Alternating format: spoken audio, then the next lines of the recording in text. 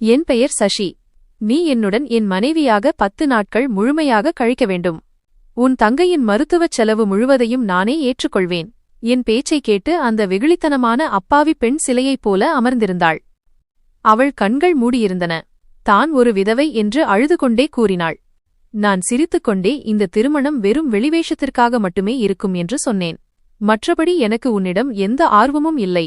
என் இந்த நிபந்தனையால் அந்த பெண் வேறு வழியில்லாமல் என் பேச்சை ஒப்புக்கொண்டாள். அடுத்த நாளே எங்கள் திருமணம் நடந்தது. ஆனால் 2 நாட்களுக்குப் பிறகு நான் ஒரு முக்கியமான வேலைக்காக அறைக்கு வந்தபோது அந்த பெண் கண்களை மூடி 2 கைகளையும் குவித்து பிரார்த்தனை செய்து கொண்டிருப்பதை பார்த்தேன். முதல் முறையாக அவள் பிரார்த்தனை செய்வதை பார்த்தபோது ஏனோ அவள் மீது எனக்கு அன்பு ஏற்பட்டது. என் கால்கள் பின்வாங்கின. நான் புன்னகைத்துக் கொண்டே இன்ட்ரெஸ்டிங் என்று சொன்னேன். ஏனென்றால் பிரார்த்தனை செய்யும்போது அவள் இன்னும் அழகாக தெரிந்தாள். என் தந்தையின் கடைசி வார்த்தைகள் இன்றும் என் காதுகளில் ஒலித்துக் கொண்டிருக்கின்றன.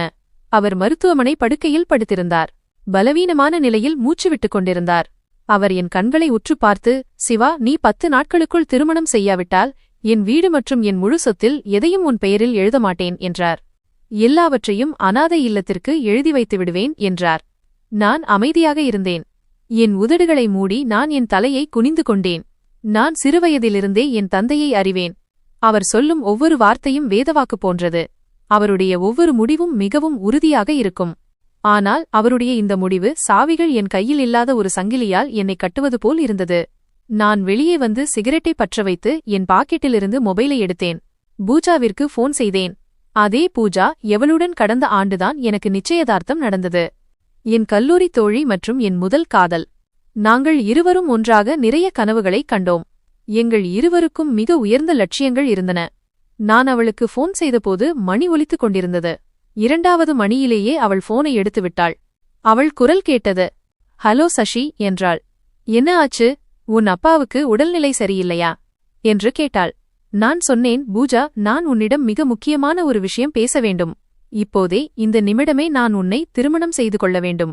வெறும் 8 முதல் 10 வரை நாட்களுக்குள். இது என் அப்பாவின் உயில். ஒரு கணத்திற்கு மறுமுனையில் அமைதி நிலவியது. பிறகு சிறிது நேரத்திற்குப் பிறகு சிரிப்பு சத்தம் கேட்கத் தொடங்கியது. பூஜா சிரித்துக்கொண்டே சொன்னாள், சசி, இந்த நாடகத்தையெல்லாம் நிறுத்து. நான் நாளை ஆஸ்திரேலியா செல்ல வேண்டும். 1 வாரம் கழித்து வருகிறேன். அப்போது நிதானமாக திருமணம் செய்து கொள்ளலாம். சொத்துக்கென்ன அவசரம்? நீ உன் அப்பாவின் ஒரே மகன். எல்லாம் உனக்குத்தான் கிடைக்கும். நான் கடுமையான வார்த்தைகளில், நீ என்ன பைத்தியமா? என் பேச்சை ஏன் சீரியஸாக எடுத்துக்கொள்ள மாட்டேங்கிறாய்? நான் விளையாட்டுக்காகச் சொல்லவில்லை. 8லிருந்து 10 நாட்களுக்குள் நம் திருமணம் நடக்கவில்லை என்றால் எல்லாம் முடிந்துவிடும் என்றேன். அதற்கு அவள், அப்போ என்னுடன் தான் திருமணம் செய்ய வேண்டுமா? உனக்கு அவ்வளவு அவசரமாக திருமணம் செய்ய வேண்டும் என்றால் வேறு யாருடனாவது செய்து கொள். 8 முதல் 10 வரை நாட்களுக்கு வெறும் வெளிவேஷத்திற்காக யாருடனாவது திருமணம் செய்து கொள். எனக்கு எப்படியும் இந்த மாதிரி கூத்தெல்லாம் பிடிக்காது. நான் இதுபோன்ற சிக்கலில் மாட்டிக்கொள்ள விரும்பவில்லை என்று கூறி அவள் போனை வைத்துவிட்டாள். நான் மொபைலை பார்த்தபடியே பெருமூச்சு விட்டேன். என் தந்தையின் உயில் இதுதான் என்று அவளுக்கு தெரியும். இருந்தும் அவள் மறுத்துவிட்டாள். ஒருவேளை நான் விளையாடுகிறேன் என்று அவள் நினைத்திருக்கலாம். அல்லது அவள் இல்லாமல் நான் எதுவும் செய்ய மாட்டேன் என்று அவள் நம்பியிருக்கலாம். ஆனால் நான் எதுவும் செய்யக்கூடியவன். இப்போது சூழ்நிலையே அப்படி வந்துவிட்டது. நான் அதை செய்தும் முடித்தேன். அன்று மாலையே நான் சட்டப்பூர்வமாக வக்கீலிடம் பேசி ஒரு ஒப்பந்த பத்திரம், கான்ட்ராக்ட் பேப்பர் தயார் செய்யச் சொன்னேன். அதில் விவாகரத்து பத்திரங்களும் இருக்க வேண்டும். 10 நாட்கள் திருமணம், வெறும் 10 நாட்கள் மட்டுமே. இதற்குப் பிறகு நான் யாருடன் திருமணம் செய்கிறேனோ அவள் என்ன வேண்டுமானாலும் செய்யலாம். விவாகரத்து பெறலாம், பிரிந்து செல்லலாம், எது வேண்டுமானாலும். ஆனால் என் நோக்கம் என் தந்தையின் உயிலை நிறைவேற்றுவது மட்டுமே. ஆனால் ஒரு பிரச்சனை இருந்தது. அது என்னவென்றால், எந்த பெண் இப்படிப்பட்ட நிபந்தனைக்கு ஒப்புக்கொள்வாள்? 8 முதல் 10 வரை நாட்களுக்கு மட்டும் என்னை திருமணம் செய்து கொள்ள எந்த பெண் முன்வருவாள்? திருமணமாகாத மற்றும் கஷ்டப்படும் மக்களுக்கு உறவு அமைத்துக் கொடுப்பதாக கூறும் ஒரு நிறுவனத்தை நான் தொடர்பு கொண்டேன். நான் மறுநாள் காலையில் என் திருமணத்திற்கான ஷெர்வானியை நானே தேர்ந்தெடுத்தேன். எந்த ஆடம்பரமும் இல்லை. இது நான் மணமகனாக இருக்கும் ஒரு சடங்கு மட்டுமே, அதுவும் சில நாட்களுக்கு மட்டுமே. ஆனால் உள்ளுக்குள் எங்கேயோ ஒரு விசித்திரமான குழப்பம் இருந்தது. அது ஆசையுமல்ல, காதலுமல்ல. அது வெறும் பொறுப்பின் சுமை. அதை நானே என் தோள்களில் ஏற்றிக்கொண்டேன். கடைசியாக மணப்பெண் ஏற்பாடு செய்யப்பட்டது. காரில் ஏறியதும் எனக்கு அழைப்பு வந்தது. ஆவணங்கள் அனைத்தும் தயாராக உள்ளன என்றும், நீங்கள் விரும்பும் நேரத்தில் பதிவாளர் அலுவலகத்திற்கு வந்து பதிவு திருமணம் செய்து கொள்ளலாம் என்றும் வக்கீல் கூறினார். நான் ஆழமாக மூச்சுவிட்டு, சரி, நான் வருகிறேன் என்றேன். திருமணம் எந்த கோவிலிலோ மண்டபத்திலோ அல்லது வீட்டிலோ நடக்கவில்லை. அது ஒரு பதிவு திருமணம். அது என் விருப்பம். வெளிச்சம் குறைவாகவும் சாட்சிகள் மட்டுமே இருக்கக்கூடிய ஒரு பழைய விருந்தினர் மாளிகை போல இருக்க வேண்டுமென்று நினைத்தேன். ஆனால் அப்படி நடக்கவில்லை. நான் பதிவாளர் அலுவலகத்திற்கு சென்றுதான் பதிவு திருமணம் செய்ய வேண்டியிருந்தது. அங்குதான் நான் அவளை முதன்முதலில் பார்த்தேன். ஒல்லியான சிவப்பான நிறம் மற்றும் நீண்ட கூந்தல் கொண்டவள். அவள் நீலம் கலந்த ரோஸ் நிற சுடிதார் அணிந்திருந்தாள். துப்பட்டா அவள் தோள்களை மூடியிருந்தது. கைகளில் மருதாணி இல்லை. முகத்தில் மேக்கப் இல்லை. கண்களில் எந்த மகிழ்ச்சியும் இல்லை. ஆனாலும் எல்லாவற்றையும் இழந்த பிறகும் தன்னையே இழக்காத ஒரு நிதானம் அவளிடம் இருந்தது. நான் அவளிடமிருந்து பார்வையை திருப்பிக் கொண்டேன். மனதில் ஏதோ தீப்பற்றியது போல் இருந்தது. ஆனால் உடனே அணைந்தும் விட்டது. என் 4 நண்பர்கள் சாட்சிகளாக இருந்தனர். முதலில் அவள் பேப்பரில் கையெழுத்திட பேனாவை கையில் எடுத்தாள். அவள் கைகள் நடுங்கிக் கொண்டிருந்தன. அதன் பிறகு பேனா என்னிடம் கொடுக்கப்பட்டது. நானும் கையெழுத்திட்டேன். திருமணம் முடிந்ததும் நான் ஆவணங்களை என்னிடம் வைத்துக் கொண்டேன். எல்லாம் அவ்வளவு அமைதியாக நடந்தது. எங்களுக்குள் ஏதோ உறவு இணைவது போல் இல்லாமல் ஏதோ முடிவது போல் இருந்தது. திருமணம் முடிந்தவுடனே நான் வெளியே வந்து மொபைலை திறந்தேன். மருத்துவமனைக்கு ஃபோன் செய்தேன். அஞ்சலியின் தங்கைக்கு சிகிச்சையை தொடங்க சொல்ல வேண்டும். நான் வாக்குறுதியிலிருந்து ஓடிவிடுபவன் அல்ல. ஃபோனில் மருத்துவரிடம் பேசினேன். குழந்தையின் பெயர் பூனம். ஃபைலை தயார் செய்து வையுங்கள். இன்றே உங்கள் மருத்துவமனையில் அவளை சேர்க்கிறேன். மறுபுறம் அஞ்சலியை வேலைக்காரி என் வீட்டின் விருந்தினர் அறைக்கு அழைத்து சென்றாள். அவளை தனியாக வைத்திருக்கவே நான் விரும்பினேன். அதனால் நான் வேண்டுமென்றே அவளுக்கு தனிப்பகுதியை ஒதுக்கினேன். ஏனென்றால் நான் சொன்னது போல் இது வெறும் வெளிவேஷ திருமணம். மதிய நேரத்தில் அஞ்சலி சாப்பிடவில்லை. முதலாளி அந்த பெண் எதுவும் சாப்பிட மாட்டேங்கிறாள், வெறும் பூஜை செய்து கொண்டிருக்கிறாள் என்று வேலைக்காரி வந்து சொன்னாள். நான் பரவாயில்லை விடு, அவளிடம் வற்புறுத்த தேவையில்லை. 8 முதல் 10 வரை நாட்களில் இங்கிருக்கும் விதிமுறைகளை அவளே கற்றுக்கொள்வாள் என்றேன். அன்று இரவு நான் என் அறையில் இருந்தேன். கோப்புகளில் மூழ்கியிருந்தேன். ஆனால் அஞ்சலியின் பெற்றோரைப் பற்றி எனக்கு எதுவும் தெரியாது என்பதை நான் கவனித்தேன். அவள் அதைப் பற்றி குறிப்பிடவும் இல்லை. அம்மாவும் இல்லை. பூனம் என்ற ஒரு தங்கை மட்டும்தான் இருந்தாள். அவளும் உயிருக்கும் மரணத்திற்கும் இடையே போராடிக் கொண்டிருந்தாள். இதை பார்க்கும்போது இந்த பெண் ஏதோ ஒரு பெரிய நரகத்தை கடந்து வந்திருக்கிறாள் என்று தோன்றியது. ஆனால் பிறகு நானே என்னை சமாதானப்படுத்திக் கொண்டேன். எனக்கு இதைப் பற்றி என்ன கவலை? அவளுடைய குடும்பத்தைப் பற்றியோ தனிப்பட்ட வாழ்க்கையைப் பற்றியோ எனக்கு என்ன இருக்கிறது? இது ஒரு ஒப்பந்தம்தானே. அவளுடைய வாழ்க்கையைப் பற்றி எனக்கு எந்த அக்கறையும் இருக்கக்கூடாது. அவளுக்கும் என் வாழ்க்கையைப் பற்றி எந்த அக்கறையும் இருக்கக்கூடாது. மறுநாள் காலை நான் காலை உணவு மேஜையில் இருந்தேன். மேஜையில் ஒரு கடிதம் இருந்தது. அதில், சஷிஜி, நம் இருவருக்கும் திருமணமாகிவிட்டது. நம் திருமணம் சட்டப்பூர்வமானது. மேலே இருப்பவர் நம் சாட்சி. நான் என் கடவுளிடம் மிகவும் பிரார்த்தனை செய்கிறேன். அவருக்கு நன்றியுள்ளவளாக இருப்பேன் என்று எழுதியிருந்தது. அவர் எனக்கு உங்களைப் போன்ற ஒரு துணையை தந்துள்ளார் என்று அதில் இருந்தது. அவளுடைய அந்த கடிதத்தை படித்து நான் அதிர்ந்து போனேன். அவள் இந்த திருமணத்தை மிகவும் சீரியஸாக எடுத்துக் கொண்டிருக்கிறாள் என்பதை இது எனக்கு தெளிவாக காட்டியது. அவள் இதை ஒரு ஒப்பந்த திருமணமாக நினைக்கவில்லை. நான் அந்த காகிதத்தை, அதாவது அந்த கடிதத்தை என் பாக்கெட்டில் வைத்துக் கொண்டேன். ஏனோ தெரியவில்லை. 3ஆம் நாள் நான் மருத்துவமனைக்கு சென்று அஞ்சலியின் தங்கை பூனமை சந்தித்தேன். அவள் மிகவும் பலவீனமாக இருந்தாள். சிறுவயது பெண். ஆனால் என்னை பார்த்து அவள் சிரித்தபோது எனக்கு நன்றாக இருந்தது. உன் அக்கா மிகவும் தைரியசாலி என்று நான் சொன்னேன். அவள் என்னிடம், நீங்கள் என் மாமாவா, ஜீஜு என்று மட்டும் கேட்டாள். நான் சிரித்துக் கொண்டே, ஆம், சில நாட்களுக்கு என்றேன். சிறிது நேரம் அவளருகே அமர்ந்து பேசிக் கொண்டிருந்தேன். அதன் பிறகு மீண்டும் என் வீட்டிற்கு வந்துவிட்டேன். நடு இரவில் நான் என் பால்கனிக்கு சென்றேன். அங்கிருந்து பார்த்தபோது அஞ்சலியின் அறை ஜன்னல் திறந்திருந்தது. அங்கிருந்து வெளிச்சம் வந்து கொண்டிருந்தது. அவள் என்ன செய்கிறாள் என்று போய் பார்க்க வேண்டும் என்று தோன்றியது. ஆனால் பிறகு என்னை தடுத்துக் கொண்டேன். பல நாட்கள் கடந்துவிட்டன. அவள் அப்படியே அமைதியாக தன் அறையிலேயே இருந்தாள். அவள் ஒருபோதும் அறையை விட்டு வெளியே வரவில்லை. நான் அவளுடைய முகத்தை பதிவு திருமணம் நடந்த அன்றுதான் முதலில் பார்த்தேன். அதன் பிறகு இப்போது வரை நான் அவளை நேரில் சந்திக்கவும் இல்லை. அவள் முகத்தை பார்க்கவும் இல்லை. நான் எப்போதும் என் அலுவலகம், மருத்துவமனை, ஃபோன் கால்கள் மற்றும் இரவின் தனிமையில் மூழ்கியிருந்தேன். நாங்கள் ஒரே கூரையின் கீழ் வாழ்ந்து கொண்டிருந்தோம். ஆனால் ஒருவருக்கொருவர் மிகவும் விலகியிருந்தோம். நாங்கள் பேசிக்கொள்ளக்கூட இல்லை. நான் வேண்டுமென்றே இந்த இடைவெளியை வைத்திருந்தேன். எந்த கட்டளையும் தேவையில்லை. எந்த காரணமும் தேவையில்லை. 10 நாட்கள் இப்படியே கடந்துவிட வேண்டும் என்று நான் விரும்பினேன். ஒரு நிழல் வேகமாக கடந்து செல்வது போலவும் நிழல் கூடவே இருந்தாலும் எந்த சத்தமும் இல்லாதது போலவும் இருக்க வேண்டும். 3ஆம் நாள் காலையில் சாப்பிடும்போது வேலைக்காரி என்னிடம் சொன்னாள், அஞ்சலி மேடம் சீக்கிரமாகவே எழுந்துவிடுகிறார். தன் அறையில் பிரார்த்தனை செய்கிறார். எதுவும் கேட்பதில்லை. சிறிய விஷயங்களுக்கு கூட நன்றி சொல்லிக் கொண்டே இருக்கிறார். நான் என் பார்வையை செய்தித்தாளிலேயே வைத்திருந்தேன். ஆனால் வேலைக்காரி சொன்ன வார்த்தைகள் என் மனதில் அப்படியே நின்றுவிட்டன. அவள் நன்றி மட்டுமே சொல்கிறாள். தன் தங்கையின் சிகிச்சைக்காக தன் வாழ்க்கையையே வியாபாரம் செய்த ஒரு பெண், என் சுயநலத்திற்காக நான் பயன்படுத்திய ஒரு பெண், கடவுளுக்கும் கடமைப்பட்டிருக்கிறாள், நன்றியும் கூறுகிறாள். இந்த விஷயம் என் கொள்கைகளுக்கு பொருந்தவே இல்லை. அதே நாள் மாலை நான் அலுவலகத்திலிருந்து சீக்கிரமாகவே வீட்டிற்கு வந்துவிட்டேன். வெளியே மழை வேகமாக பெய்து கொண்டிருந்தது. வானத்தில் மேகங்கள் இடி முழங்கின. இன்று வீட்டின் நிலைமை ஏதோ மாறியிருப்பது போல் எனக்கு திடீரென்று ஒரு அமைதியின்மை ஏற்பட்டது. ஏதோ ஒன்று என்னை இழுத்தது. அறையின் அமைதியும் அலறலாக மாறுவதற்கு முந்தைய தருணமும் போல இருந்தது. நான் என் கோட்டை கழற்றிக்கொண்டே கேலரிக்கு முன்னால் சென்றேன். அவள் அறை ஜன்னலிலிருந்து லேசான வெளிச்சம் வந்து கொண்டிருந்தது. அவள் அறைக்கதவு திறந்திருந்தது. நான் சத்தமில்லாமல் உள்ளே நுழைந்தேன். நான் என் கால்களை நிறுத்தினேன். அவள் கைகளை கூப்பி பிரார்த்தனை செய்து கொண்டிருந்தாள். அவளிடமிருந்து எந்த சத்தமும் வரவில்லை. அவள் மிக அமைதியாக அமர்ந்திருந்தாள். அவள் கண்களை மூடியிருந்தாள், கைகள் குவிந்திருந்தன. நான் முதல் முறையாக அவள் முகத்தை நன்றாக பார்த்தேன். நேரான, எளிமையான மற்றும் அழகான முகம். நிலவு போன்றது அல்ல, ஏனென்றால் நிலவில் கரை இருக்கும். அவள் முகத்தில் எந்த கரையும் இல்லை. ஒரு நிம்மதி இருந்தது. நான் சிறிது நேரம் அப்படியே நின்று கொண்டிருந்தேன். கால்கள் தானாகவே பின்வாங்கின. யாரோ எனக்கு நடுவில் குறுக்கிட்டது போல இருந்தது. ஒரு கணத்திற்கு என் உதடுகளில் புன்னகை வந்தது. இன்ட்ரெஸ்டிங் என்று சொல்லிவிட்டு நான் திரும்பி வந்தேன். மறுநாள் மாலை நேரத்தில் கரண்ட் போய்விட்டது. வேலைக்காரர்கள் அங்குமிங்கும் ஓடினார்கள். ஜெனரேட்டரில் ஏதோ கோளாறு ஏற்பட்டிருந்தது. நான் டார்ச் லைட்டை எடுத்துக்கொண்டு சிஸ்டத்தை செக் செய்ய தொடங்கினேன். திரும்பி வரும்போது அவள் அறை வழியாகச் சென்றேன். உள்ளே இருட்டாக இருந்தது. ஜன்னல் வழியாக வந்த நிலா வெளிச்சம் மட்டும் உள்ளே பரவியிருந்தது. நான் மெதுவாக கதவை தட்டினேன். யாரது என்று அவள் கேட்டாள். நான் கரண்ட் போய்விட்டது. எல்லாம் ஓகேதானே?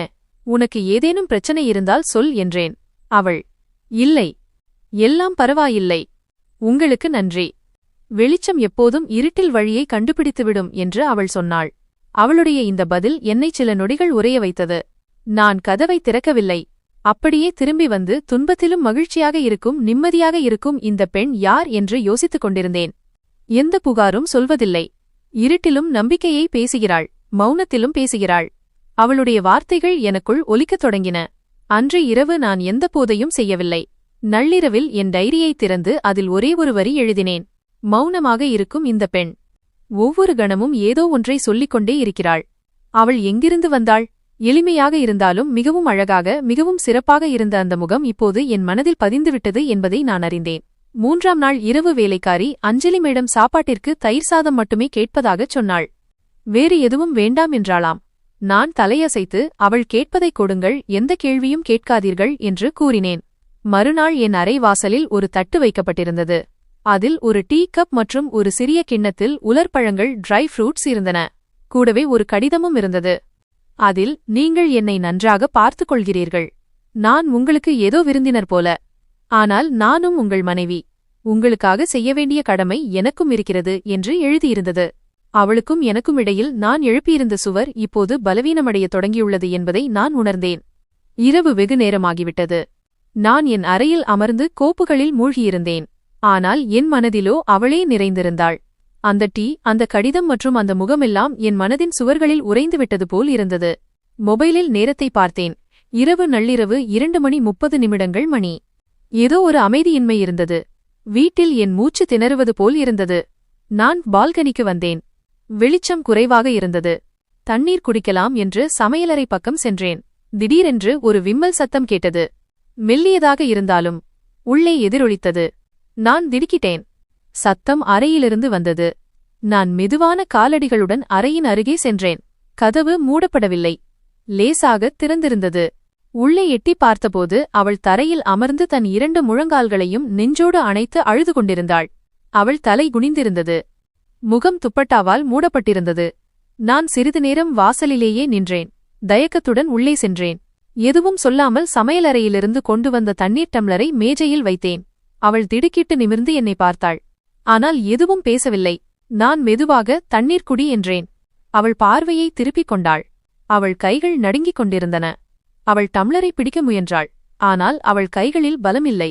நான் முன்னே சென்று டம்ளரை பிடித்து அவள் கையில் கொடுத்தேன். அதே நேரத்தில் என் கைகள் அவள் கைகளில் பட்டன. குளிர்ந்த கைகள், மின்சாரம் இல்லாதது போல, மண் போல இருந்தது. நான் உடனே என் கையை விலக்கிக் கொண்டேன். அந்த தொடுதல் எனக்குள் ஆழமாக உணரப்பட்டது. வெளியே நான் யாருடைய கையை பிடித்தாலும் அந்த கை முழுமையாக இருப்பதாக தோன்றும். கைகளுக்கு இடையே ஏதோ புதிய உறவு இருப்பது போல. ஆனால் அடுத்த கணமே நான் என்னை உதறிக்கொண்டேன். டம்ளரை விட்டுவிட்டு நான் பின்வாங்கினேன். இது வெறும் ஒப்பந்தம், சசி, மறந்துவிடாதே என்று எனக்குள்ளே நினைவுபடுத்திக் கொண்டேன். நான் திரும்பும்போது சில நேரங்களில் மனிதன் அமைதியாக இருக்கவே விரும்புகிறான், ஏனென்றால் வார்த்தைகள் போதவில்லை என்று அவள் மெல்லிய குரலில் சொன்னாள். நான் நின்றுவிட்டேன். அவள் குரலில் எந்த புகாரும் இல்லை. நான் திரும்பி பார்த்தபோது அவள் தன் கண்களிலிருந்து கண்ணீரை துடைத்துக் கொண்டிருந்தாள். ஏதேனும் தேவைப்பட்டால் சொல் என்று கூறிவிட்டு நான் அறையை விட்டு வெளியேறினேன். மறுநாள் மாலை பூனமின் பரிசோதனை அறிக்கைகள் நன்றாக இருப்பதாக டாக்டர் ஃபோன் செய்தார். நான் மகிழ்ச்சியடைந்தேன். ஆனால் நான் யாருக்காக இதையெல்லாம் செய்து கொண்டிருந்தேனோ அவள் மௌனச் சுவர்களுக்குப் பின்னால் ஒளிந்து கொண்டாள். நான் அலுவலகம் செல்ல தயாராகிக் கொண்டிருந்தேன். அப்போது வெளியே ஏதோ சத்தம் கேட்டது. வேலைக்காரன் வந்து, சார், வெளியே ஒரு மேடம் வந்திருக்காங்க என்றான். தங்களை உங்கள் வருங்கால மனைவி என்று சொல்கிறார். அவர் பெயர் பூஜா பட் என்று சொன்னார். நான் என் கழுத்தை வெடுக்கென்று திருப்பினேன். அவள் ஆஸ்திரேலியாவிலிருந்து வந்துவிட்டாள். அவளை டிராயிங் ரூமில் உட்காரவை. நான் வருகிறேன் என்றேன். கதவு திறந்ததும் அவள் அதிகாரத்துடன் உள்ளே நுழைந்தாள். ஜீன்ஸ் டாப் அணிந்து, முகத்தில் மேக்கப் மற்றும் குரலில் கடுமை இருந்தது. யார் இந்த பெண்? உன்னை திருமணம் செய்தவள். இவள் ஏன் என் இடத்தில் இருக்கிறாள் என்று அவள் கேட்டாள். நான் நிதானமாக, பூஜா உட்கார் என்றேன். அவள், இல்லை, எனக்கு பதில் வேண்டும். நீ உண்மையிலேயே திருமணம் செய்து கொண்டாயா? என்னிடம் சொல்லாமலேயேவா என்று கேட்டாள். நான் பெருமூச்சு விட்டு, நீ மறுத்துவிட்டாய். அதனால்தான் நான் இந்த முடிவை எடுத்தேன் என்றேன். அவள், இதெல்லாம் பொய். நான் 2 நாட்கள்தான் தாமதமாக வந்தேன். நான் வராததினால் நீ வேறொரு பெண்ணுக்கு உன் பெயரை கொடுத்து விட்டாயா என்று கத்தினாள். நீ தாமதமாக வந்தாய், ஆனால் அவள் சரியான நேரத்திற்கு வந்தாள் என்று நான் சொன்னேன். அவள் சிரிக்கத் தொடங்கினாள். நீ அவளை மனைவி என்று அழைக்கத் தொடங்கிவிட்டாயா? இது இன்னும் வெறும் ஒப்பந்தம்தானே என்றாள். நான் பார்வையை திருப்பிக் கொண்டு, இந்த திருமணம் ஒரே ஒரு நோக்கத்திற்காக நடந்தது, அது உனக்கே தெரியும் என்றேன். இப்போது நீ வந்துவிட்டாய், இனி நமக்குள் விவாதம் செய்வதில் எந்த பயனும் இல்லை என்றேன். அவள், ஓ, அவளுக்காக உன் வார்த்தைகளில் மென்மை வந்துவிட்டதே என்றாள். நான் அமைதியாக இருந்தேன். பூஜாவின் காலடிகள் வேகமாக இருந்தன. அவள் வீட்டின் உள்பக்கமாக நடக்கத் தொடங்கினாள். உன்னை திருமணம் செய்தவளை நான் பார்க்க விரும்புகிறேன் என்றாள். நான் அவள் கையை பிடித்து, இது மரியாதை சம்பந்தப்பட்ட விஷயம் பூஜா. அவள் என் வீட்டில் இருக்கிறாள். என் மனைவி என்றேன். அவள், அப்போ எத்தனை நாட்களுக்கு என்று கேட்டாள். அந்த வார்த்தை என் நெஞ்சில் கத்திப்போல் பாய்ந்தது. நான் கைகளை கூப்பினேன். அவள் திரும்பி சென்றுவிட்டாள். ஆனால் போகும்போது, இந்த யுத்தம் இன்னும் முடியவில்லை. அவள் உன் விருப்பத்தால் மட்டும் உன் மனைவியாகிவிட முடியாது என்று சொல்லிவிட்டு சென்றாள். பூஜா சென்ற பிறகு நான் வெகுநேரம் பால்கனியில் நின்று கொண்டிருந்தேன். வீடு அமைதியாக இருந்தது, ஆனால் எனக்குள் புயல் வீசியது. அஞ்சலி எந்த கேள்வியும் கேட்கவில்லை, எந்த விளக்கமும் கேட்கவில்லை. மாலை உணவு நேரத்தில் தட்டில் ஒரு கடிதம் மட்டும் இருந்தது. உங்கள் விருந்தினர் மகிழ்ச்சியாக இருந்தார்களா என்று அதில் இருந்தது. நான் பதில் சொல்லவில்லை. அந்த கடிதத்தை எரிந்து கொண்டிருந்த அடுப்பில் வைத்துவிட்டேன். மறுநாள் பூஜாவின் அம்மா ஃபோன் செய்தார். சசி அப்பா, நீ செய்தது அவசரம். பூஜா உன்னை நேசிக்கிறாள். இதெல்லாம் ஒரு தவறான புரிதல். நான், ஆன்ட்டி, நீங்கள் என் அம்மா மாதிரி. ஆனால் முடிவு என் வாழ்க்கையை பற்றியது. நான் நேரத்தை கடைபிடிப்பது மிக முக்கியம் என்றேன். அவர்கள் தோல்வியை ஒப்புக்கொண்டனர். ஆனால் அவர்கள் வார்த்தைகளில் ஒரு அழுத்தம் இருந்தது. நான் அன்று மாலை வீட்டிற்கு வந்தபோது அஞ்சலி முற்றத்தில் தன் தங்கை பூனமுடன் அமர்ந்திருந்தாள். அவள் என்னை பார்த்து சிரித்துக்கொண்டே, சசி ஜிஜு, உங்கள் மனைவி மிகவும் அழகானவர் என்று சொன்னாள். நான் சும்மா சிரித்துக்கொண்டு தலையசைத்தேன். பின்னர் திடீரென்று என் மனதில் ஒரு எண்ணம் தோன்றியது. பூஜா எனக்கு இதுபோன்ற தருணங்களை ஒருபோதும் கொடுத்ததில்லை. நிம்மதியோ அன்போ இல்லை. அவள் எப்போதும் தனது இடத்தை உறுதிப்படுத்திக் கொள்ளவே எதையாவது செய்வாள். காதல் என்பது ஒரு வியாபார ஒப்பந்தத்தின் ஒரு பகுதி என்பதைப் போல. அன்றிரவு கதவில் மெல்லிய தட்டும் சத்தம் கேட்டது. கதவு திறந்தபோது அஞ்சலி நின்றிருந்தாள். மழையின் சத்தத்தால் தூக்கம் வராததால் நான் ஜன்னலை திறந்திருந்தேன். நான் அவளை உள்ளே வரச் சொன்னேன். உட்கார், உனக்கு ஏதேனும் வேண்டுமா என்று கேட்டேன். அவள், நான் தெரிந்து கொள்ள விரும்புவது ஒன்றுதான். நான் உங்களுக்கு ஒரு சுமையா என்று கேட்கத் தொடங்கினாள். நான் அவள் கண்களை நேராக பார்க்கவில்லை. நீ எனக்கு ஒரு சுமை இல்லை, நீ நான் புரிந்து கொள்ள முயற்சிக்கும் ஒரு நபர் என்று மட்டும் சொன்னேன். அவள் அமைதியாக இருந்தாள். பின்னர், பூஜா மீண்டும் உங்கள் வாழ்க்கையில் வருவார் என்று நினைக்கிறீர்களா என்று கேட்டாள். நான் ஒரு கணம் யோசித்துவிட்டு, உறவுகள் வெறும் காலம்தான் என்று கூறினேன். இந்த உறவு என்னவென்று எனக்கு இன்னும் புரியவில்லை. ஆனால் பூஜா என் மனதிலிருந்து விலகிவிட்டாள். அவள் மெதுவாக, இன்னும் 6 நாட்கள் மட்டுமே நான் இங்கே இருக்க வேண்டும் என்று சொல்லிவிட்டு திரும்பினாள். பூஜா திரும்பி வந்திருந்தாள். ஆனால் ஒரு காலத்தில் முழுமையாக தெரிந்த விஷயங்கள் இப்போது முழுமையற்றதாக தோன்றின. மதிய நேரம் நான் வீட்டிற்கு வந்தபோது ஹாலில் ஒரு பரபரப்பை உணர்ந்தேன். வேலைக்காரி பதற்றத்துடன் இருந்தாள். அவள் உள்ளே வந்து, சார், அஞ்சலி மேடம் பழம் வெட்டும்போது கையை வெட்டிக் கொண்டார் என்றாள். அவருக்கு இரத்தம் அதிகம் வருகிறது, அவரும் உள்ளேதான் இருக்கிறார். பூனம் கட்டு துணி கொண்டு வருகிறார் என்றாள். என் கால்கள் தானாகவே அவள் அறையை நோக்கி திரும்பின. கதவு திறந்தபோது அவள் நாற்காலியில் அமர்ந்திருந்தாள். ஒரு கையை மற்ற கையின் உள்ளங்கையில் வைத்திருந்தாள். இரத்தத்தால் நனைந்த கைக்குட்டையை அவள் அழுத்தி பிடித்திருந்தாள். பூனம் அவள் முன் நின்றிருந்தாள். தயக்கத்துடன் அவள் கையை பிடித்து நான் வேகமாக முன்னேறினேன். காட்டு என்று சொன்னேன். அவள் திடுக்கிட்டு என்னை பார்த்தாள். மெதுவாக அவள் கையை பிடிக்க அனுமதித்தாள். வெட்டு ஆழமாக இல்லை, ஆனால் இரத்தம் அதிகம் வெளியேறியிருந்தது. நான் கைக்குட்டையை அகற்றினேன். கையை தண்ணீரால் சுத்தம் செய்து விரல்களுக்கு நடுவே கட்டத் தொடங்கினேன். அவள் கைகள் நடுங்கிக் கொண்டிருந்தன. வலிக்காகவா அல்லது என் அருகாமைக்காகவா என்று தெரியவில்லை. வார்த்தைகளுக்கு இடமில்லை என்பது போல நான் அமைதியாக குனிந்திருந்தேன். கட்டு போடும்போது ஒரு கணம் நான் அவள் கண்களை பார்த்தேன். அவள் எப்போதும் தாழ்த்தி வைத்திருக்கும் கண்கள் அவை. அதில் என்னை பற்றிய ஒரு தேக்கம் தெரிந்தது. என்ன நடந்தது என்று கேட்டேன். என் கேள்வி அனுமதி கேட்பது போல மென்மையாக வெளிவந்தது. அவள் லேசாக பெருமூச்சு விட்டு, சில சமயங்களில் அடுத்தவர் உரிமையை பறித்தால் இறைவன்தானே தண்டனை கொடுக்கிறான் என்றாள். நான் கையை நிறுத்தினேன். ஏதாவது சொல்வதற்காக அவள் முகத்தை பார்த்தேன். அது வருத்தமில்லை. அவள் வார்த்தைகளில் யார் மீதும் பழி இல்லை. அவள் தனக்குத்தானே பொருந்தும் என்று நினைக்கும் ஒரு உண்மையை சொல்லிக் கொண்டிருந்தாள். நான் மென்மையாக அவள் கையில் கட்டுப்போட்டேன். பின்னர், சில நேரங்களில் பறிக்கப்பட்டதாக அல்லது புரிந்து கொள்ளப்பட்டதாக நினைக்கும் விஷயங்கள் இறைவனின் வரமாக இருக்கும், நமக்குச் சொந்தமானது என்று நினைப்பவை சோதனையாக மாறும் என்றேன். அஞ்சலி தலையை குனிந்து கொண்டாள். எந்த விவாதமும் செய்யவில்லை. எந்த பதிலும் சொல்லவில்லை. அவளுடைய அமைதியே எல்லா கேள்விகளுக்கும் பதிலாக அமைந்தது. அந்த தருணம் சிறியது. ஒரு காயம்பட்ட கை, சிறிய கட்டு மற்றும் ஒரு வார்த்தை. ஆனால் அந்த தருணம் என் இதயத்தில் ஒரு தழும்பை ஏற்படுத்திச் சென்றது. மறுநாள் நான் திரும்பி வரும்போது பூனம் வாசலில் அமர்ந்திருப்பதை பார்த்தேன். அவள் சில துணிகளை தைத்துக் கொண்டிருந்தாள். பூனம் என்னை பார்த்து கையை அசைத்தாள். ஜிஜு, உங்கள் மனைவிக்கு தையல் வேலை நன்றாக தெரியும் என்று உங்களுக்கு தெரியுமா? எனக்கு ஒரு பரிசை தயாரித்துக் கொடுக்கிறாள் என்றாள். நான் பூனமை பார்த்துவிட்டு பார்வையை தாழ்த்திக் கொண்டேன். என் உதடுகளில் மெல்லிய புன்னகை இருந்தது. அன்றிரவு நான் அஞ்சலியின் அறைக்கதவை தட்டினேன். நான் உள்ளே வரலாமா என்று கேட்டேன். அவள், ஜி, வாருங்கள் என்றாள். அறை சுத்தமாக இருந்தது. மூலையில் நான் அஞ்சலியின் கையில் கட்டிய அந்த துணி வைக்கப்பட்டிருந்தது. அந்த கட்டுத் துணியை இன்னும் வைத்திருக்க வேண்டுமா என்று கேட்டேன். அவள், இது ஒரு அடையாளம், சில வலிகள் நம்மை நாமே நினைவில் வைத்துக் கொள்வதற்காக என்றாள்.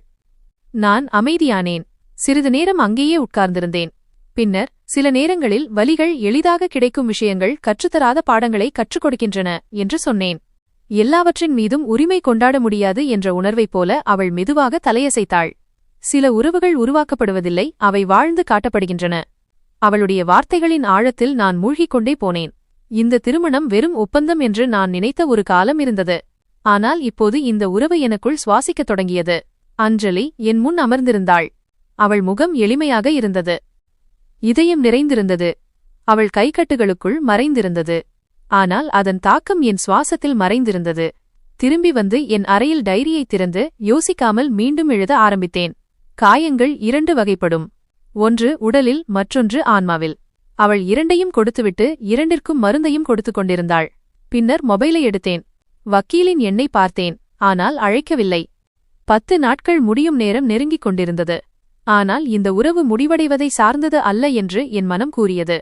அஞ்சலியின் காயங்கள் என் இதயத்தில் தழும்புகளை ஏற்படுத்தியிருந்தன. அன்று மதியம் மிகவும் அமைதியாக இருந்தது. வெளியே லேசான வெயில் இருந்தது. நான் அலுவலகத்திலிருந்து சீக்கிரமே வந்துவிட்டேன். வழக்கமாக இருக்கும் தேநீர் மேஜையில் இல்லை. நான் கதவை திறந்தேன். கேலரியை நோக்கி நடந்தேன். அவள் முற்றத்தில் அமர்ந்திருந்தாள். அவள் கையில் தேநீர் கோப்பைகள் மற்றும் பிஸ்கட் அடங்கிய ட்ரே இருந்தது. அவள் ஒரு எளிய சேலை அணிந்திருந்தாள். அதில் அவள் மிகவும் அழகாக தெரிந்தாள். நான் அங்கேயே நின்றுவிட்டேன்.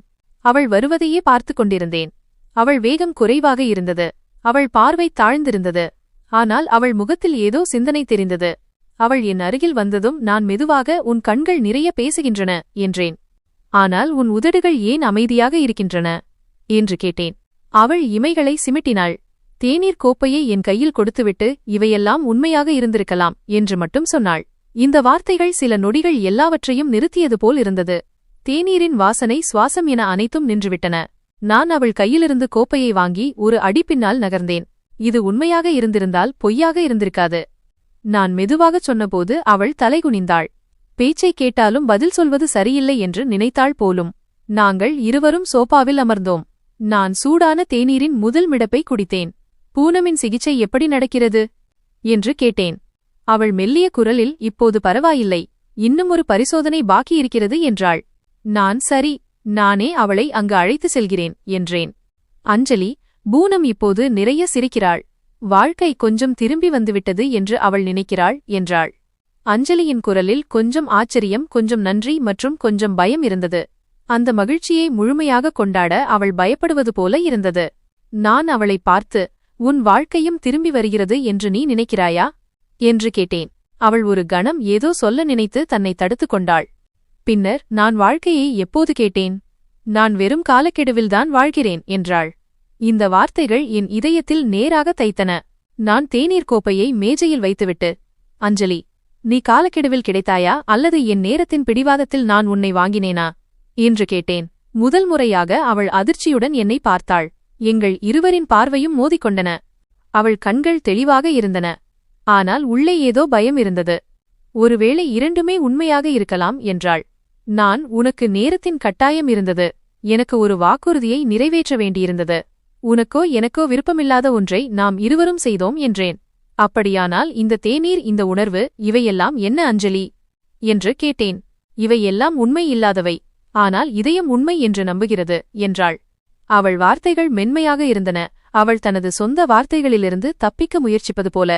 இடையில் அமைதி நிலவியது. நாங்கள் இருவரும் எதுவும் பேசாத சில நொடிகள் கடந்தன.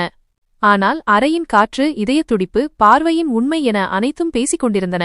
பின்னர் அவள் எழுந்து காலி டிரைவை எடுத்துக்கொண்டு கதவை நோக்கி நடந்தாள். நான் அவளை மெதுவாக அழைத்தேன்.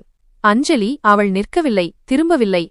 இவையெல்லாம் உண்மையாக மாறலாம் என்று நான் சொன்னால் என்று நான் மீண்டும் சொன்னேன்.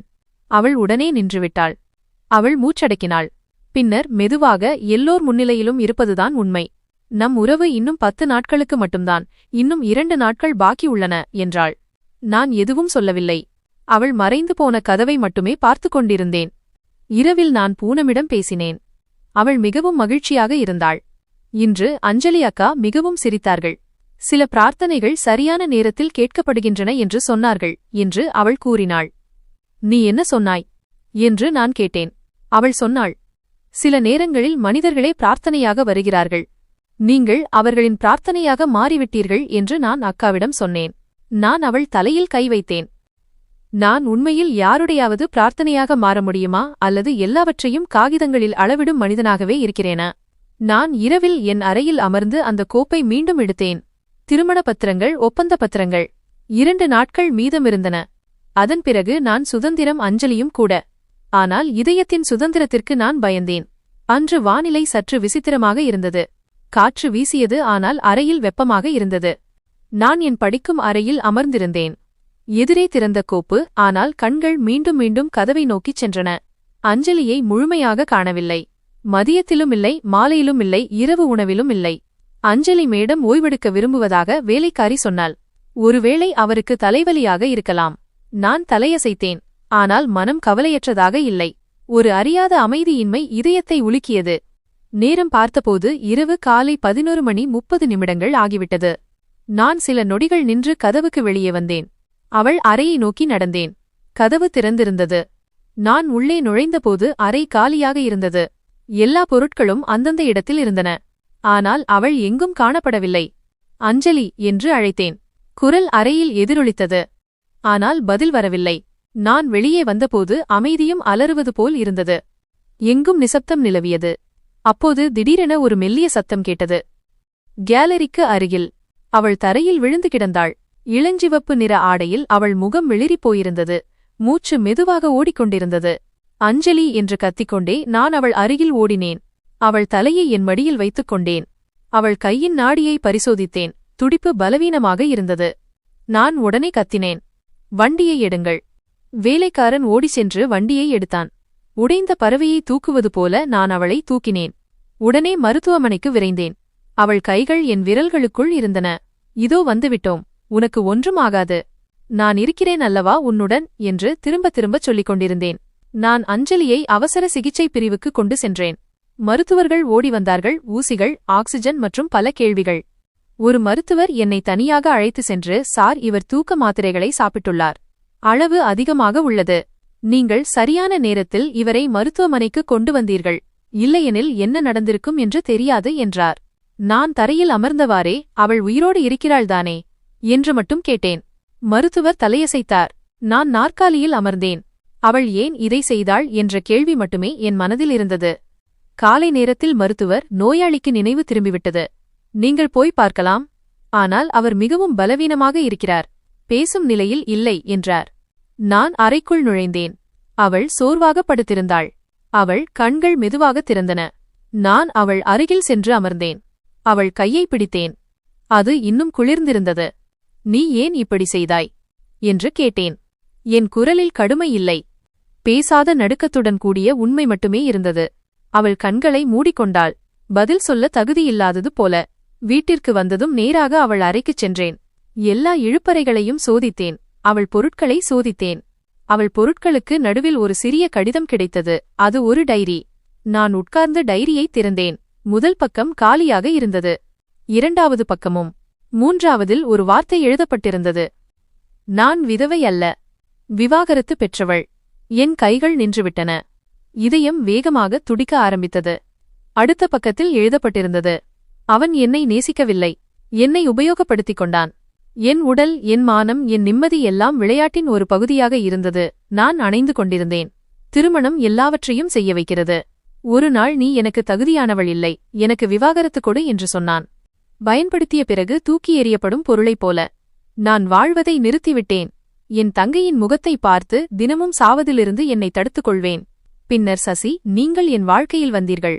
10 நாட்களுக்கு மட்டும் நான் உங்கள் மனைவியாக இருக்க வேண்டும் என்று சொன்னீர்கள். உடலை விற்கும் தொழில் இப்போது சட்டப்பூர்வமாகிவிட்டது என்று நினைத்தேன். குறைந்தபட்சம் இந்த முறையாவது என் தங்கை காப்பாற்றப்படுவாள். இதை படித்ததும் என் கண்களில் கண்ணீர் வந்தது. ஒவ்வொரு வார்த்தையும் வலியால் நிறைந்திருந்தது. இவ்வளவு அமைதியாக பிரார்த்தனை செய்யும் பெண், தினமும் மௌனமாக இருக்கும் பெண், உள்ளுக்குள் இவ்வளவு காயப்பட்டவளா என்று நினைத்தேன். ஒரு தாளில், நீங்கள் மகிழ்ச்சியாக இருக்கிறீர்கள், ஆனால் உங்கள் கேள்விகள் என்னை வந்தடைகின்றன. மற்றவர்களிடமிருந்து மிகவும் மாறுபட்ட ஏதோ ஒன்று உங்கள் பார்வையில் இருந்தது. இந்த முறை என் மனம் ஈடுபட்டு விடுமோ என்று நான் பயந்தேன் என்று எழுதப்பட்டிருந்தது. நான் டைரிய மூடினேன். எதையும் புரிந்து கொள்ளும் நிலையில் நான் இல்லை. என் கைகள் நடுங்கின. நான் வெளியே ஹாலில் வந்து உட்கார்ந்தேன். தலையை கைகளுக்குள் புதைத்துக் கொண்டேன். வியாபாரம் என்று நான் நினைத்த அந்த பெண் தானே வாழ்க்கை போராட்டத்தை நடத்தி கொண்டிருந்தாள். நான் என் மொபைலை எடுத்தேன். வக்கீலின் எண்ணை டயல் செய்தேன். பிறகு துண்டித்துவிட்டேன்.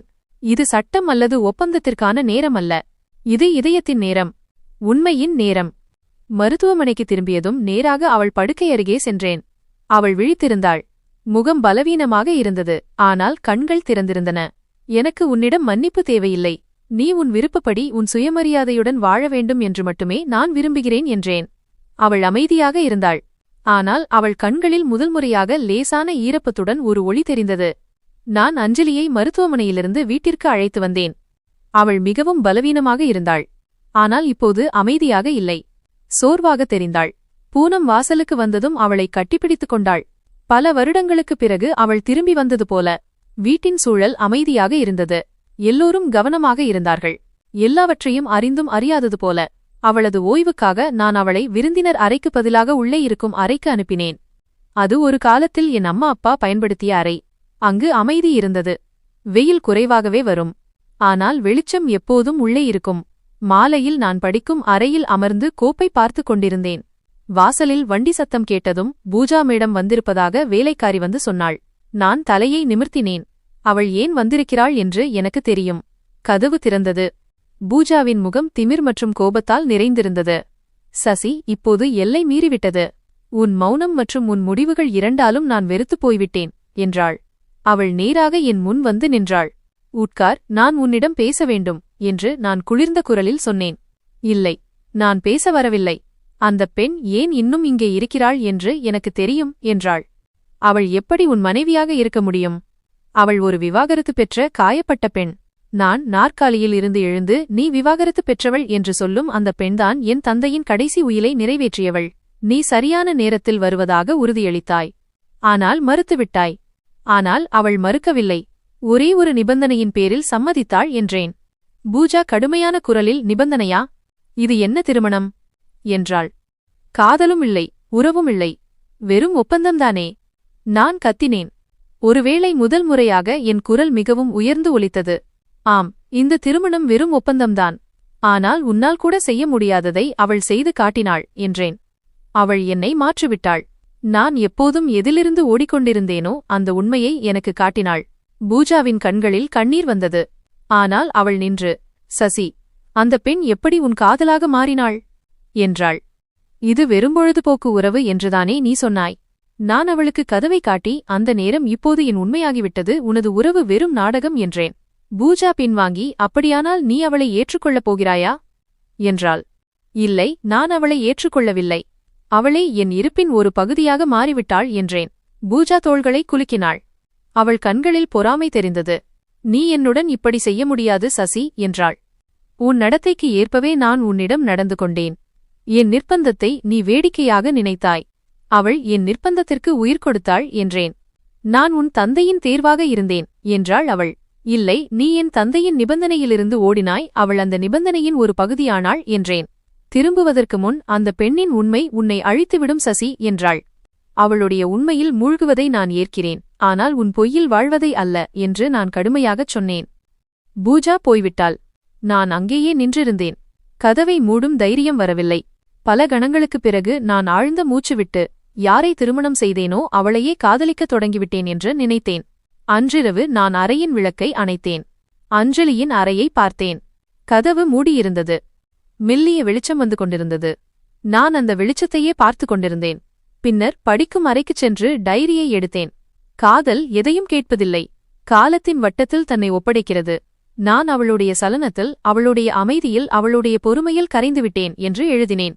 மறுநாள் காலை உணவு மேஜையில் அஞ்சலி இல்லை. அவள் மதியம் நிதானமாக வருவாள் என்று வேலைக்காரி சொன்னாள். சிறிது நேரம் அவள் தன் அறையிலேயே பிரார்த்தனை செய்ய வேண்டுமாம். நான் எதுவும் சொல்லவில்லை. நான் அலுவலகம் சென்றேன். ஆனால் அங்கு வேலையில் மனம் செல்லாததால் வீட்டிற்கு திரும்பினேன்.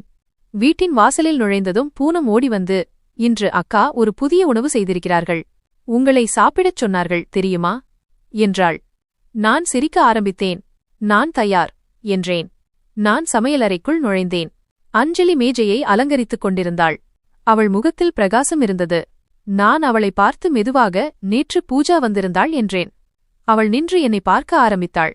எனக்கு தெரியும், அவள் வருவாள் என்றாள். அஞ்சலி, நீதான் என் மற்றும் என் தந்தையின் மானத்தை காப்பாற்றியவள் என்றேன். அஞ்சலி பார்வையை உயர்த்தினாள்.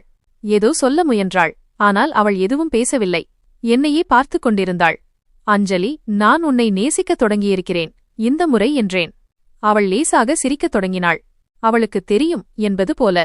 அவள் தன் பார்வையை தாழ்த்திக் கொண்டாள். அவளுக்கும் தெரியும், இப்போது நானும் இந்த உறவும் வார்த்தைகளை கடந்து வெகு தூரம் சென்றுவிட்டோம் என்று. 10 நாட்கள் கடந்துவிட்டன. காலையில் நான் எழுந்தபோது பங்களாவில் அனைவரும் விழித்திருந்தனர். ஆனால் அங்கே ஒரு விசித்திரமான அமைதி நிலவியது. அறையின் ஜன்னல் வழியாக வெளிச்சம் உள்ளே வந்து கொண்டிருந்தது. நேரம் சுமார் காலை 6 மணி இருக்கும். நேரம் முடிந்துவிட்டது என்று யாரோ சொல்வது போலிருந்தது. நான் வெளியே வந்தபோது சமையலறையில் அசைவு தெரிந்தது. பூனம் மேஜையில் காலை உணவை வைத்துக் கொண்டிருந்தாள். ஆனால் அஞ்சலி அங்கே இல்லை. அஞ்சலி எங்கே என்று நான் மெதுவாக கேட்டேன். பூனம் கழுத்தை குனிந்தபடியே சொன்னாள். அக்கா தன் அறையில் இருக்கிறார். ஒருவேளை பொருட்களை பேக் செய்து கொண்டிருக்கலாம். இந்த வார்த்தைகள் என் உடலிலிருந்து உயிரை உருவியது போல இருந்தது. நான் அமைதியாக இருந்தேன். எனக்கு பதில் சொல்வது கடினமாக இருந்தது. ஒவ்வொரு வார்த்தையும் பாரமாக என் தொண்டையில் சிக்கிக் கொண்டது போல் உணர்ந்தேன். மதிய வேளையில் நான் அவள் அறைக்குச் சென்றேன். கதவு திறந்திருந்தது. நான் உள்ளே நுழைந்தபோது அஞ்சலி தரையில் அமர்ந்திருந்தாள். சூட்கேஸ் திறந்திருந்தது. சில துணிகள் பேக் செய்யப்பட்டிருந்தன. மீதமுள்ளவற்றை வைத்துக் கொண்டிருந்தாள். அவள் மெதுவாக தன் எல்லா பொருட்களையும் வைத்துக் கொண்டிருந்தாள். அவள் எப்போதோ போவதென்று முடிவு செய்துவிட்டது போல் தோன்றியது. நான் வாசலிலேயே நின்றுவிட்டேன். சிறிது நேரம் அப்படியே நின்றேன். அஞ்சலி என்னை பார்க்கவில்லை. வேண்டும் என்றே பார்வையை தவிர்க்கிறாள் என்பது புரிந்தது. பிறகு அவள் நான் போகிறேன் என்று சொல்லத் தொடங்கினாள். வாக்குறுதி அளித்தபடி 10 நாட்கள் முடிந்துவிட்டன. இனி எனக்கு இங்கே எந்த உரிமையும் இல்லை என்றாள். நான் உள்ளே நுழைந்தேன். உள்ளே காலடி எடுத்து வைக்கும்போதே, நான் உன்னை போ என்று சொல்லவில்லையே என்றேன். அவள் துணிகளை மடித்துக்கொண்டே, ஆனால் நீங்கள் என்னை தடுக்கவும் இல்லையே என்றாள். நான் அமைதியாகிவிட்டேன். பிறகு அவள், திருமண நேரம் முடிந்துவிட்டது, வாக்குறுதியும் நிறைவேறிவிட்டது, என் உறவு முடிந்தது, இப்போது நான் முன்பு எப்படி இருந்தேனோ அப்படியே இருக்கிறேன், விவாகரத்தானவள், அமைதியானவள் மற்றும் நிராதரவானவள் என்றாள். நான் சொன்னேன், நீ அவள் இல்லை, எனக்கு கண்ணாடியை காட்டியவள் நீ, என் உலகில் வந்து எல்லாவற்றையும் மாற்றியவள் நீ. அவள் மெதுவாக புன்னகைத்தாள். அன்று முதல் முறையாக அவள் கேட்டாள், அப்படியானால் இந்த விஷயம் உங்களுக்கு 10வது நாளில்தான் நினைவுக்கு வந்ததா? 9ஆம் நாள் அல்லது 8ஆம் நாள் கூட நினைவுக்கு வந்திருக்கலாமே. நான் நின்றுவிட வேண்டும் என்று நீங்கள் ஏன் என்னிடம் சொல்லவில்லை? நான் அமைதியாகிவிட்டேன். சில நொடிகள் கடந்தன. நான் மீண்டும் சொன்னேன், வாக்குறுதி இதயத்திலிருந்து செய்யப்படுகிறது. இந்த வார்த்தைகள் காற்றில் உறைந்து நின்றன. அவள் எழுந்து நின்றாள். அவள் தன் சூட்கேஸை மூடிவிட்டு ஜன்னலை நோக்கி நடந்தாள்.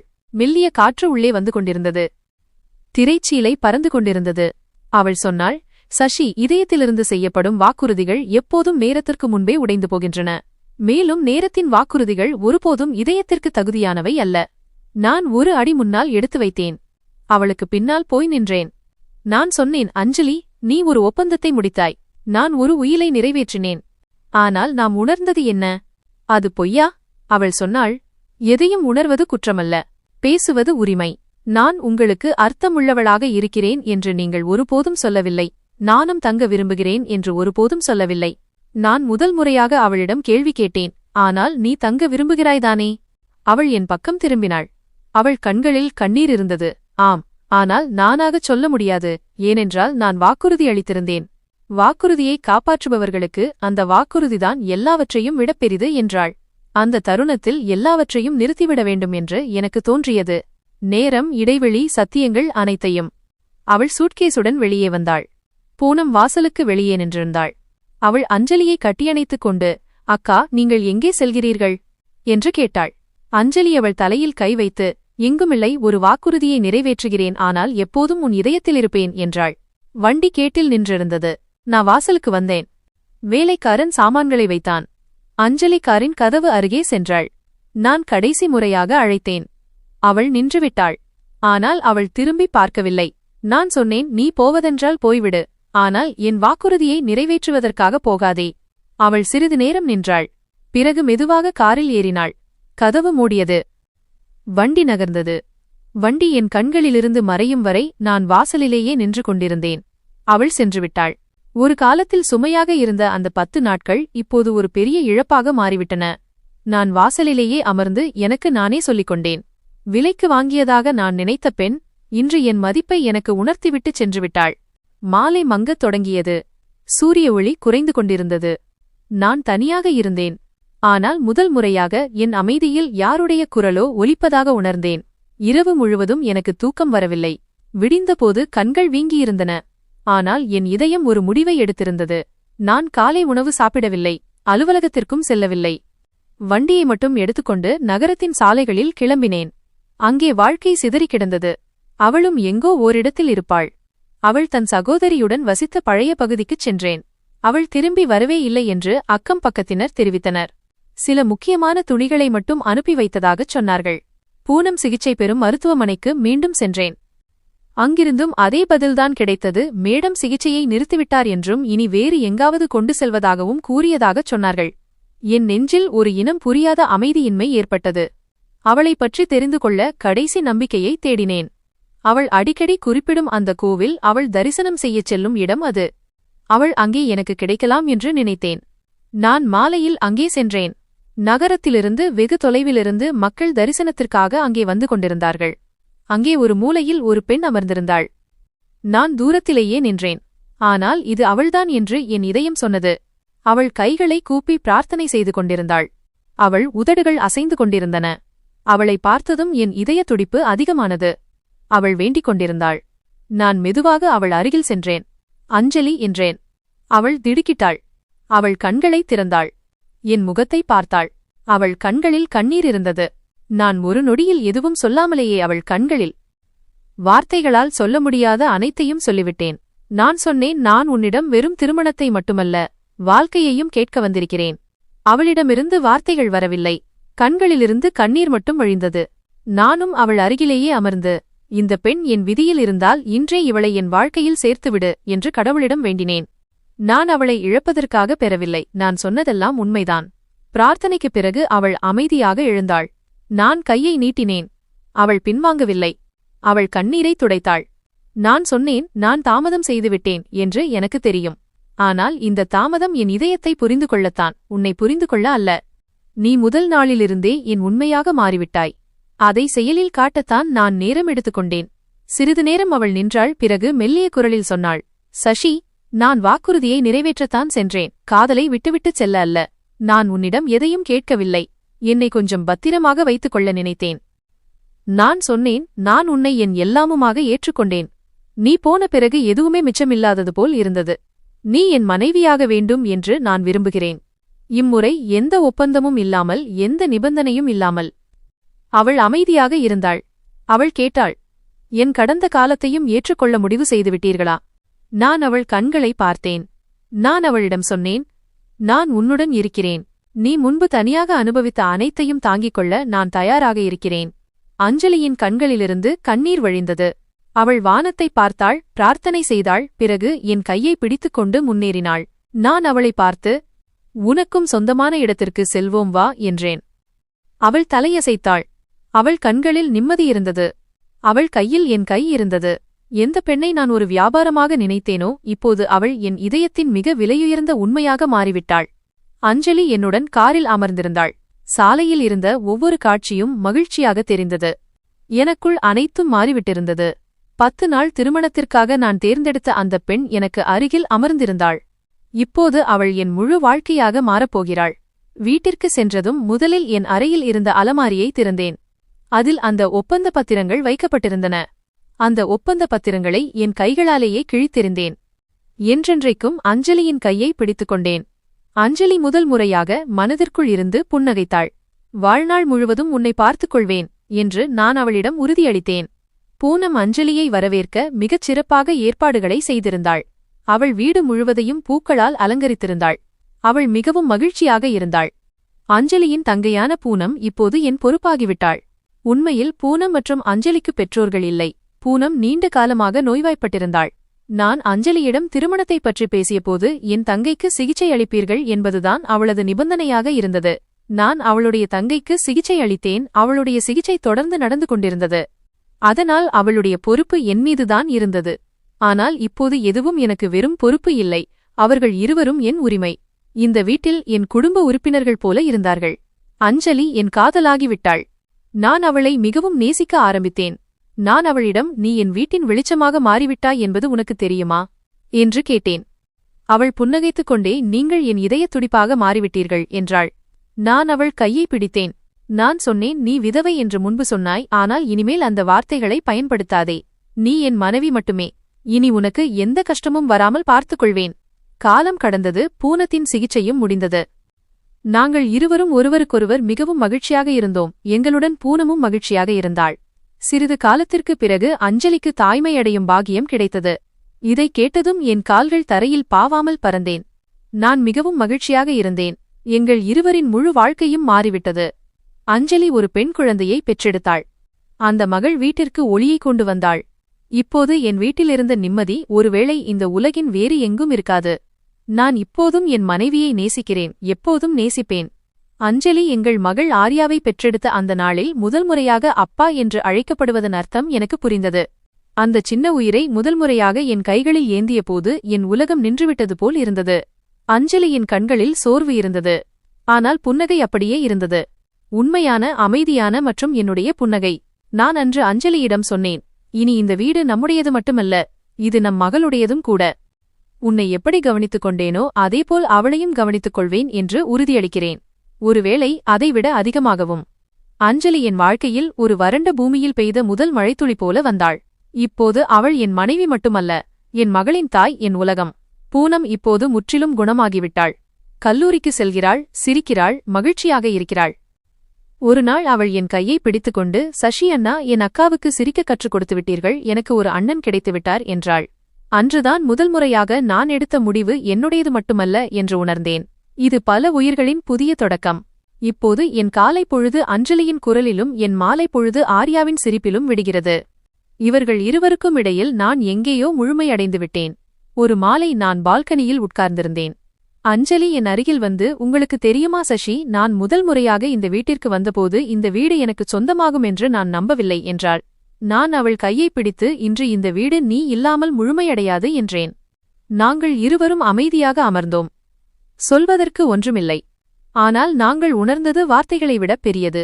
இப்போது நான் அஞ்சலியை பார்க்கும்போதெல்லாம் அவள் ஆம் என்று சொன்ன அந்த தருணத்திற்கு மனதிற்குள் நன்றி சொல்கிறேன். அது ஒரு நிபந்தனையின் அடிப்படையில் இருந்தாலும் அந்த நிபந்தனை என் முழு வாழ்க்கையையும் மாற்றிவிட்டது. இன்று நான் இதை மட்டுமே சொல்கிறேன். 10 நாட்களுக்கு என் மனைவியாக ஆக்கியவள் இப்போது என் ஒவ்வொரு நாளுக்கும் காரணமாக மாறிவிட்டாள். நண்பர்களே, எங்கள் கதை உங்களுக்கு பிடித்திருக்கும் என்று நம்புகிறேன். கதை பிடித்திருந்தால் வீடியோவை லைக் செய்யுங்கள். சேனலுக்கு புதியவர் என்றால் சேனலை சப்ஸ்கிரைப் செய்யுங்கள் மற்றும் மறக்காமல் நோட்டிஃபிகேஷன் பெல்லை அழுத்துங்கள். இதனால் அடுத்த அப்டேட் உங்களுக்கு முதலில் கிடைக்கும். நன்றி நண்பர்களே.